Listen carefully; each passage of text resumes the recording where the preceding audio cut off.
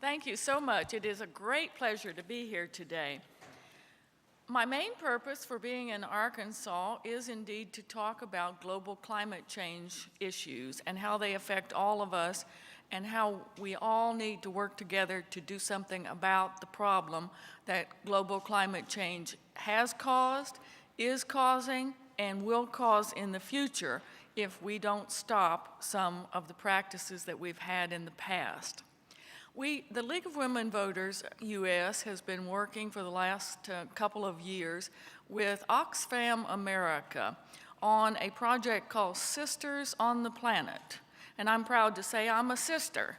I'm a sister on the planet with the concept that women and children are a group that is one of the most affected by some of the cataclysmic weather events that have been caused by global climate change.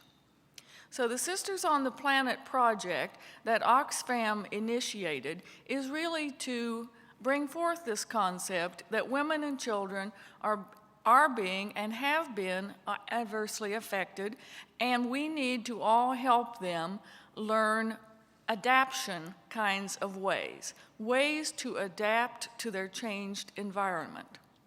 So, my talk today will really talk about the League of Women Voters over our 90 years and why it is that we're involved with environmental issues. The League of Women Voters was an outgrowth of women's suffrage, but in an unusual kind of a way. This new cadre of voters needed to be trained in this political realm of how to vote, procedurally how to vote. They also needed to be trained in the issues and candidates that were going to be on the ballot. So the League of Women Voters got started to essentially bring this new cadre of voters into political life. Well, it didn't take too long for the League of Women Voters to recognize that this concept wasn't just a women's issue. This concept was an all-citizen, an all-voter issue. And so over our 90 years of history, we have looked at various public policy issues. We are formed because we study and take positions on policies that our government at either the local, the state, or the national level can do something about.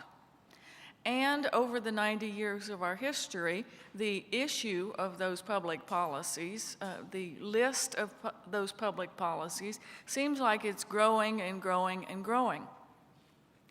And a lot of people say, well, isn't the League of Women Voters just about voting and getting information to voters? And we say, well, we do that, but we're also very interested in having an informed and active citizenry. And so that part of the equation very often is some of the larger work that we're known for. We are organized at the local, the state, and the federal level, and most of you have reached out and touched someone at our local league level rather than interacting with the National League. But that's us. We're grassroots. And we come to the environmental issues that are just being talked about on the video with a long history. I want to tell you a little bit about that. We got started in 1920.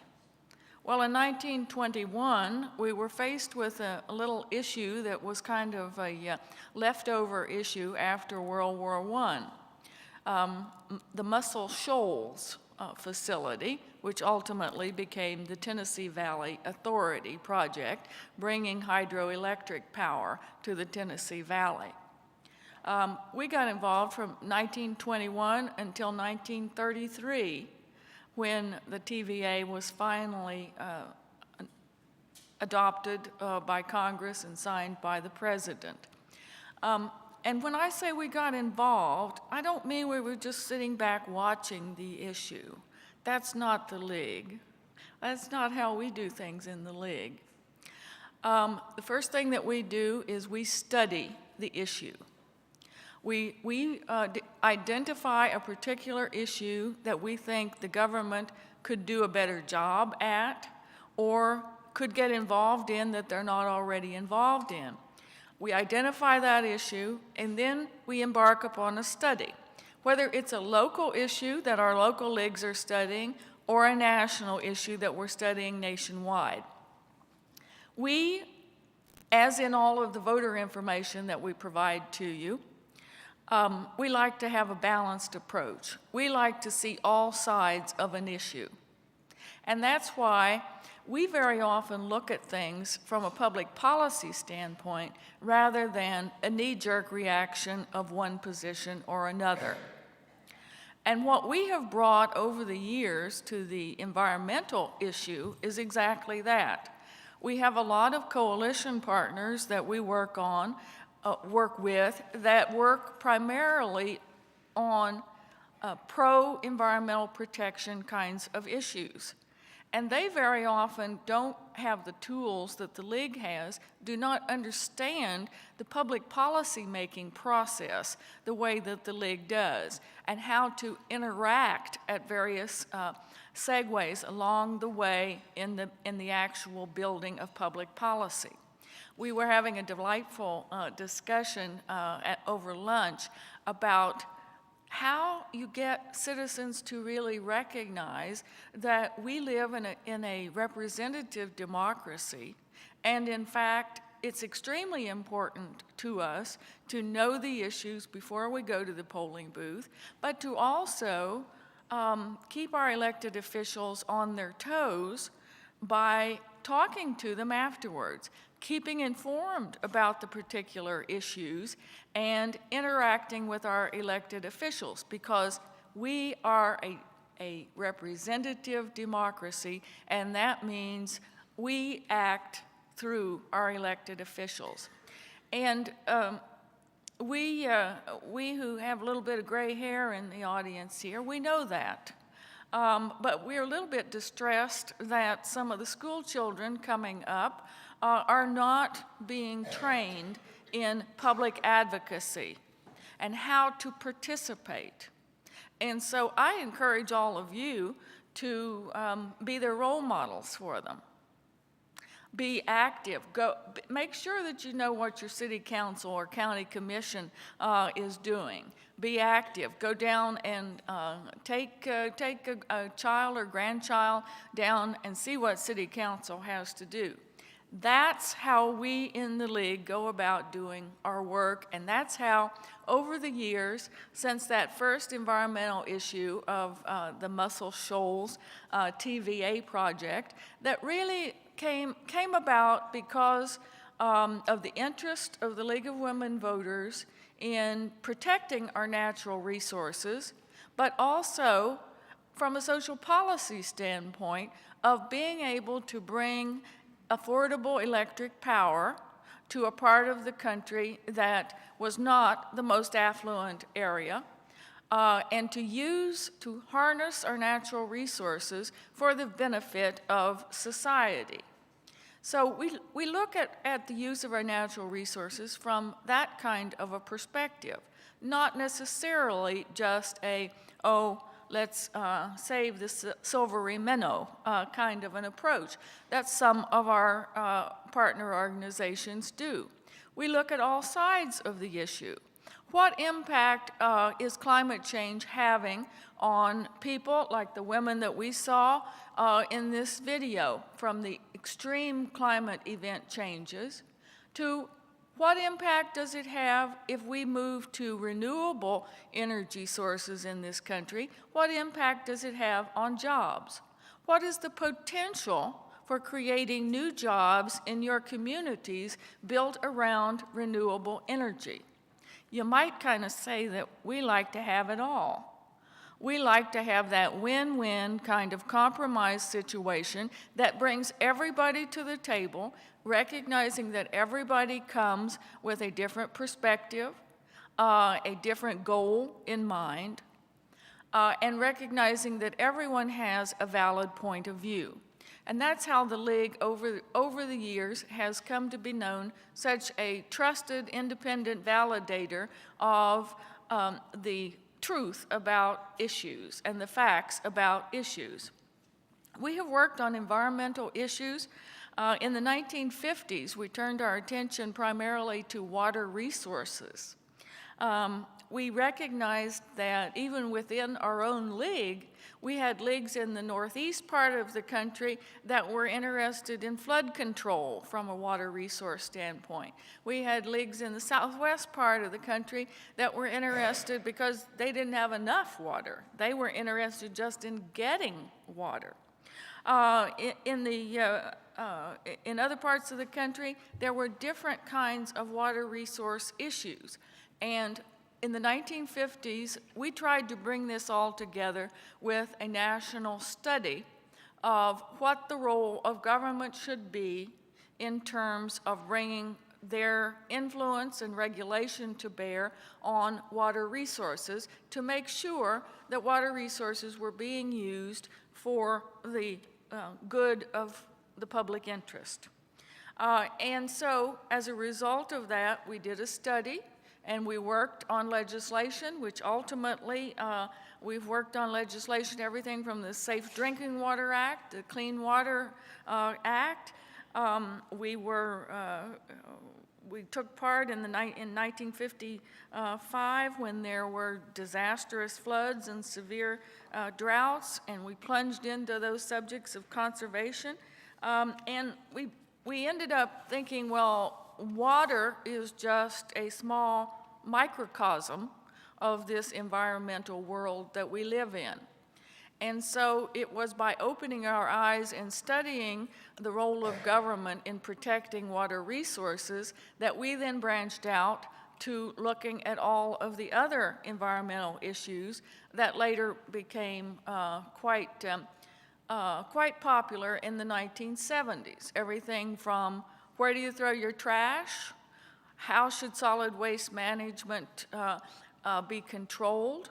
What role does the government have to play in the management of solid waste?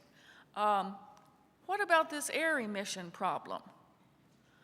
The Clean Air Act was one of our major efforts in the 1970s to get that passed, to make sure that there were some restrictions on auto emissions as well as on plants that were polluting our environment.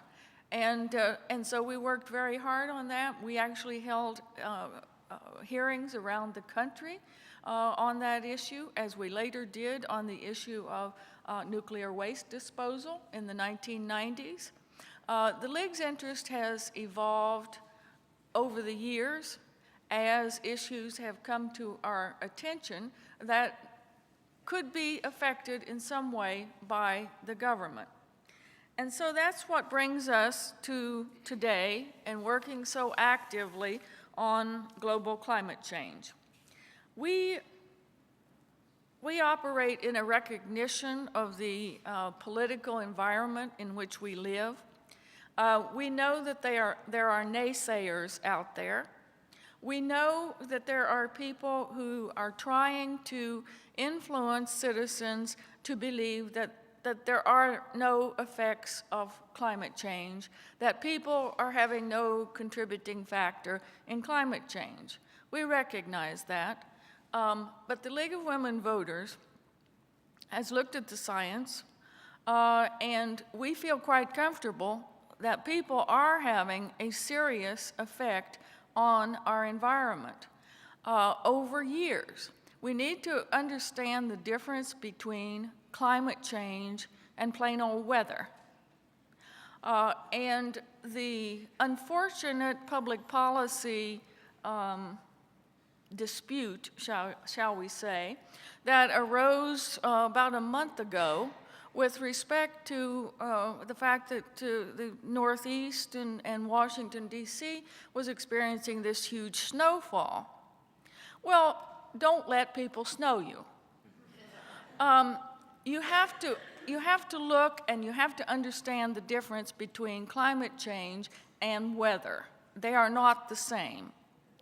And in recent years, I have to tell you that the League of Women Voters has been battling this concept that if you have a 30-second soundbite on TV or radio, it must be true. And our goal is to educate citizens so that they can break down fact from fiction. They're not necessarily going to agree with the League of Women Voters' position. We're all different in what we bring to public policy issues.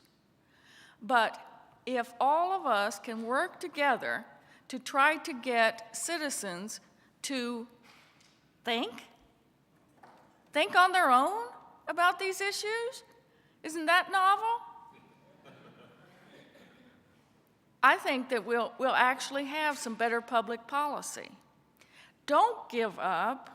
Don't think, well, my voice doesn't count. Your voice does count. Your voice makes a huge difference when you tell your elected officials, hey, I want this partisan bickering to stop. I want a health care bill, or I don't want a health care bill, whichever side of the fence that you might be on. But when you say that, know what it is you're talking about. Know what the basic principles of that health care bill are before you say yes or no to it.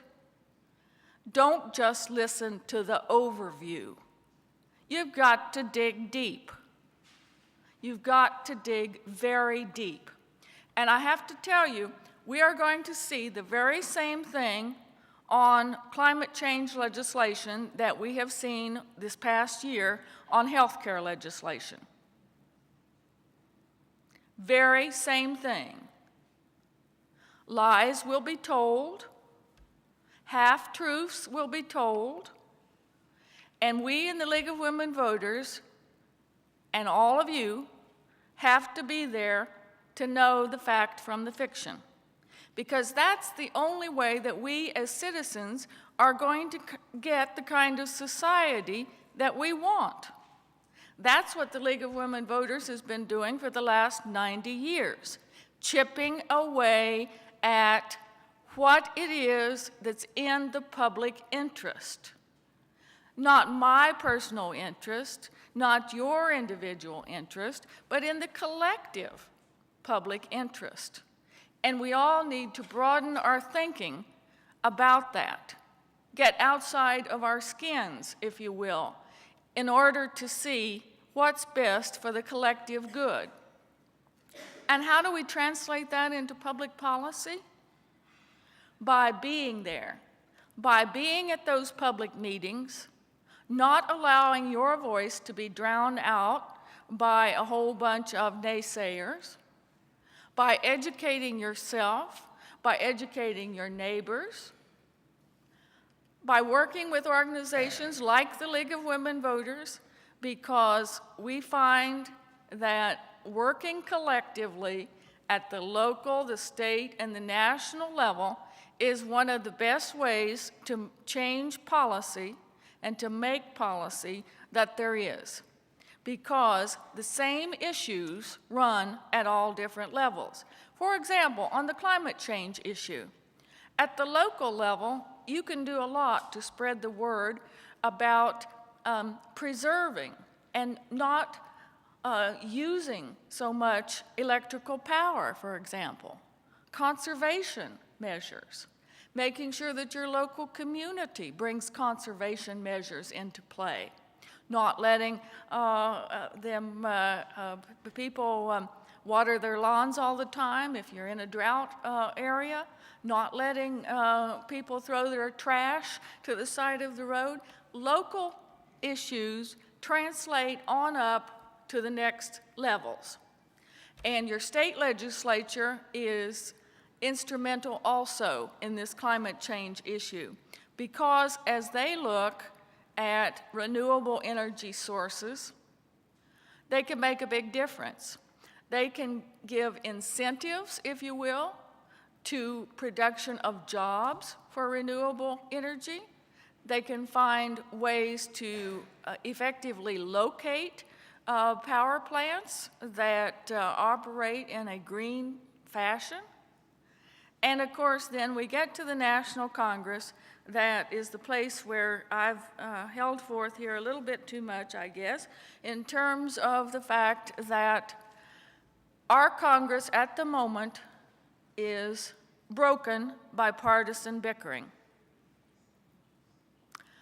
We citizens have not only the opportunity, but the obligation to get that under control. Remember, your elected officials represent you. You want them to get things done. I happen to, on behalf of the League of Women Voters, want Congress to pass a cap and trade piece of legislation. It may not be the best piece of legislation that there is, but we need the cap part of that. We need some incentive for industry to cap their emissions. And that's why the trade part of it comes into play. And it's that trade part that is the controversy. You're going to be seeing over the next 3 weeks probably at least 2 different bills being introduced. They're both bipartisan bills. I want each and every one of you to not only read the newspaper story when those bills drop, I want you to go on the internet and actually look at those bills. Look at what is being said about those bills, and then look at the actual bill and see if what is being said is really true. You'll find that you'll open your eyes rather wide when you hear a pundit on TV talking about a particular provision in that cap and trade bill, and you go to that provision in the bill and you say, well, I don't see that in here. Hold your representatives accountable. By knowing your stuff, you can affect public policy. Now, with that, that's what the League of Women Voters is all about. We are a nonpartisan membership organization with almost 900 local and state leagues across the country.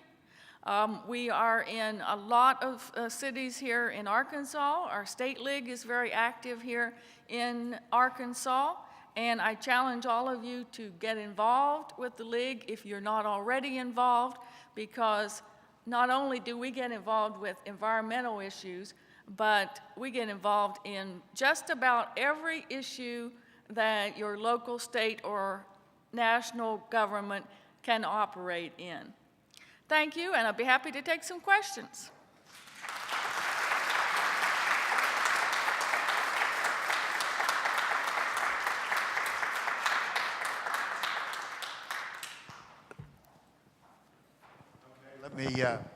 Let's wait till we get the microphones, please. Hi, thank you. Thank you, Ms. Wilson. It was a really great speech. And what are the biggest barriers now to passing the cap and trade bill? 60 votes in the Senate. Does that sound like a broken record, I'm afraid? Yeah. That's why I'm so encouraged by these 2 bills that are supposed to be coming out in the next 3 weeks, because they are being introduced. One of them is being introduced jointly by John Kerry, Joe Lieberman, and Lindsey Graham.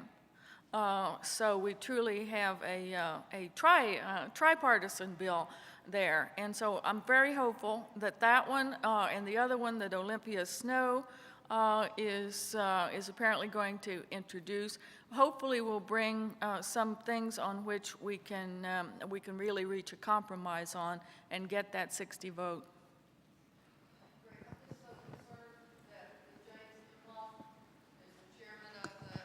Energy Committee that, unless he's gone, I don't know how anything can change. But I'd like to know what's different in those bills, if you know, that could bring some compromise. The fact of the matter is that the bill that Lindsey Graham and Kerry and Lieberman are looking at is kind of heavy on the nuclear side, as we've just in the last week heard the president come on. And that's something that from the League's perspective we're going to have to take a hard look at because we want to make sure that their safety provisions are adequate in that bill, that we don't have any relaxation of standards, safety standards. The other part of the bill, as the one that was actually passed by the House last year, does do a lot to appease some of the issues that farmers have in terms of their emissions not being capped in the same way as major industry. I'm not sure, and they're not saying what that bill will really say with respect to coal-fired power plants, and that's really a major part of this puzzle. We have Patrick back.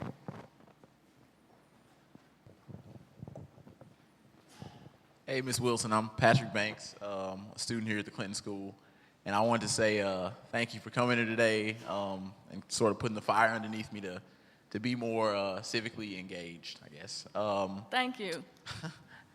You make a very relevant point when you say that, or when you point out that we are a representative democracy and not a participatory democracy, and that we all need to sort of stay involved with our representatives, but also be educated on the issues. And I guess I was just wondering if you could talk a little more about the League's efforts to get communities educated on the issues. It's a little more, I think it's a little more than just watching the news, maybe reading the newspapers.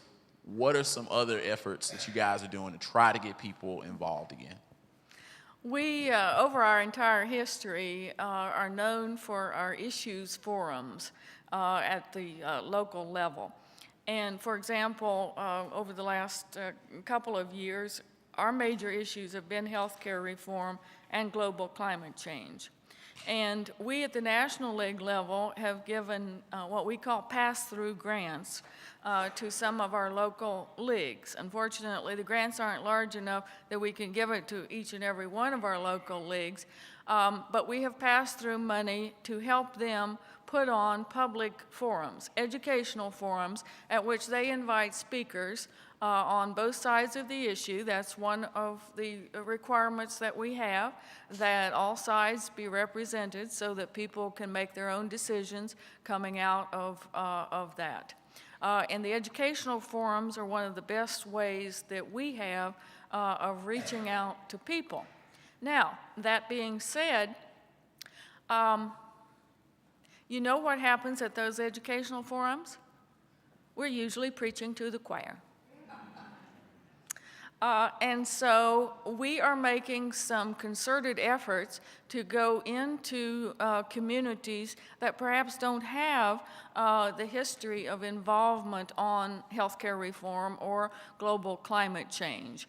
And so I encourage everyone to try to partner with your local league to bring those forums into communities, into places that don't often have forums where they're talking about global climate change. You can use the schools as a great method for that. You can bring it to the younger students, but you know what happens when you bring it to the younger students? They drag mom and dad along, and we end up educating the people that can vote. But you know, we're all about educating future voters too. I have a question right over here. If you'll please wait for the mic.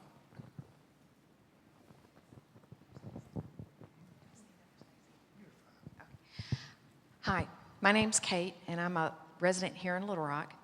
And I've been involved in some highly debated issues here locally concerning our local water reservoir. And I've taken notes here to share with my daughter and her friend tonight. But I couldn't pass up the opportunity to make a comment. He asked, what do you do to engage the community locally and educate the community locally? And I can't help but take this opportunity to say that on this very controversial issue here locally for the last 4 or 5 years, we've had a very dedicated group from the league here locally who have done exactly what you said. They study the issue. They look at all sides. They try to find the common ground, the win-win, and then they offer that education to the public, and they've been very effective, and I really appreciate them, and they know who they are. Thank you, and thank you to the local league. We have a question, Graylin? Oh, Hallie had one, I thought, okay. Ms. Wilson, thank you again for coming. And I'm really impressed by your international work. And I know you mentioned during lunch that the League might be interested in doing work in South America. And I was wondering if you could just expound on that. Certainly. We do act globally. And that's kind of historical also. We were one of the first supporters of the League of Nations back in 1920. And of course, we followed through with the United Nations after World War II. So we come to our international work rather naturally. We have really 2 prongs to that work. One is that we, through grants primarily from the State Department, although occasionally from individual citizens, we do 2 things. We can help with elections in different countries. We can help groups understand how to educate voters leading up to elections. We also actually go out and do some monitoring of elections. But in recent years, and I think probably more effectively and more importantly, we play a role, just as we do in this country, in teaching local groups in different countries, and we've worked a lot in African countries, we've worked some in Central American countries, and we're now working in Brazil and Colombia, to bring these same kinds of citizen participation ideas to those countries. Because we in this country, we're used to having so many of our NGOs, the organizations that are charged with keeping the government on their toes, that we don't often realize that in a lot of countries, that really hasn't been an organized effort. You may have 1 or 2 people that work. But what we try to do is bring a group of citizens from that foreign country to the United States. We have them look at, they come, they live with local league members, stay with local league members. The local leagues will take them to different organizations and talk about how you go about getting a grassroots campaign organized and participating. They will see how we go about doing it in this country. And then they will take those tools back to their country and very often start organizations. And you know, the training that we do when we go to have that reciprocal visit in the other country, the training that we do is also about, well, choose a project that's important to your particular community, and let's walk through and model the way in which you might have an impact. And one of the big issues that we very often find is the people in the community don't have clean water. And they want clean water for their children to drink and to bathe in. And so we use a training session that's built around, okay, how in this particular community, in this country, can you go about changing the government's way of thinking to achieve clean water? So we try to teach them the practical aspect of rabble-rousing. Yeah. We've got time for one more question. Yes, ma'am.